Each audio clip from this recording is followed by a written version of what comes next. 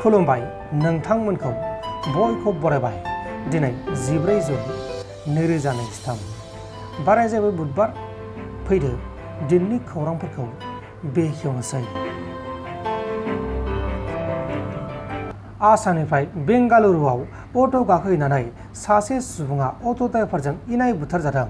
आसामनि 28 बोसोर बैसोनि आहमेद मुंनि सासे सुबुङा बेंगालुरुआव अट' गाखोहैनायाव अट'नि बेसेनखौ बारायनायनि जाहोनाव अट' ड्राइभार आरो आहमेदनि गेजेराव नांलाय खमलाय जानाया दुंहाव थासारि जानानै अट' ड्राइभारा आहमेदखौ इनाय बुथारदों आरो आहमेदनि फंबायाबो बे जाथायाव गोब्राब जोखोम जादों।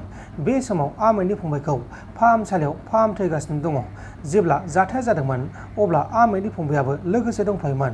उनाव गासैबो जाथायखौ बेंगालुरु पुलिसा खौरां मोननानै जाथायाव लोब्बा थानाय दुथां दायनिगिरि अट' ड्राइभारखौ एरेस्ट खालामनायबो जादों।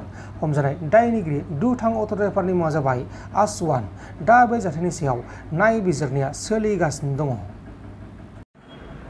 आसामनि डिमासाव जिल्लायाव मैयानिफ्राय फरायसालिफोरखौ सानबानि थाखाय बन्द' लाखिथ'नाय जादों। लेन्डस्लाइड जाथावना जायगाफोराव थानाय फरायसालिफोरखौ गोबां अखा हाबाय थानायनि जाहोनाव लेन्डस्लाइड जाजानो गिनानै जिल्ला खुंथाया बे बन्द'खौ फोसावनाय जादों।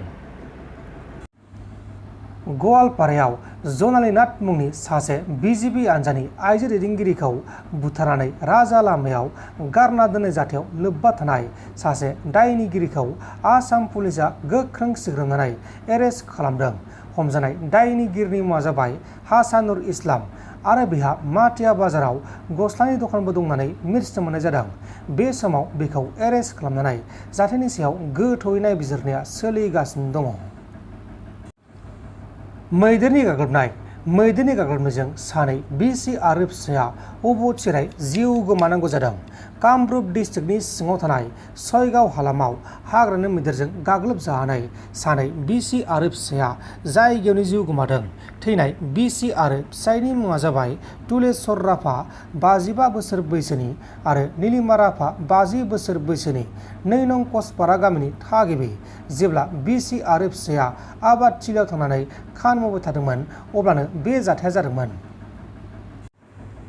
बरपेटा डिस्ट्रिक्टनि सिङाव थानाय सुक'आझार गामियाव बरपेटा पुलिसा गोख्रों सिग्रोमनानै आयेननि बेरेखा जुवा खेला होग्रा गासै 13 सुबुंफोरखौ एरेस्ट खालामदों आरो बिसोरनिफ्राय जुवा खेला होग्रा मुवा बेसाद 13,195 रांजों लोगोसे गंगु मबाइल फनबो बोखांनो हादों। हमजानाय दायनिगिरिफोरनि मुङा जाबाय जामाल आली, मइन आली, साद्दाम आली, कासिम आली, आब्दुल सालाम, साइदुल इस्लाम, आब्दुल हुसैन, काबिर उद्दीन, साई उद्दीन, नाबिर उद्दीन, जाहार आली, आजिजुल हक आरो मइदुल इस्लाम। गासैबो मुस्लिम मानसि। दा बिसोरखौ एरेस्ट खालामनानै आयेननि बायदि साजा होनाय जासिगोन। हाइलाकान्दि जिल्लायाव आसाम पुलिसनि बारग' मावथिनि नखरनिफ्राय आयेननि बेरेखा गोरबोआव गथ' थानाय सासे उन्दै हिनजावसा गथ'खौ आसाम पुलिस आरो गथ' रैखाथि बिफाना जथाय सिग्रोमनानै रैखा खालामफिननो हादों। लोगोसे बारग' पुलिसखौबो एरेस्ट खालामदों। हमजानाय बारग' पुलिसनि मुङा जाबाय सुकुर आली बरफुया। दा बे जाथायनि सायाव नायबिजिरनाया सोलिगासिनो दङ। सुकुर आली बरफुयाया बे गथ'खौ गावसा न'आव खामानि मावनो थाखाय लाखिदोंमोन। बेहायनो बे गथ'नियाव गोरबोआव गथ' थादों। दा बे गथ'नि गोरबोआव बोरै गथ' थाखो बेखौ नायबिजिरनाया सोलिगासिनो दङ। नोंथांमोन दिननि खौरांफोरा बेखिनिल'मोन। बेखिनिसिम नायनायनि थाखाय नोंथांमोननिसिम रोजा रोजा साबायखर। गोजोन्थों। एसेनोसै। जै बर' हारिनि।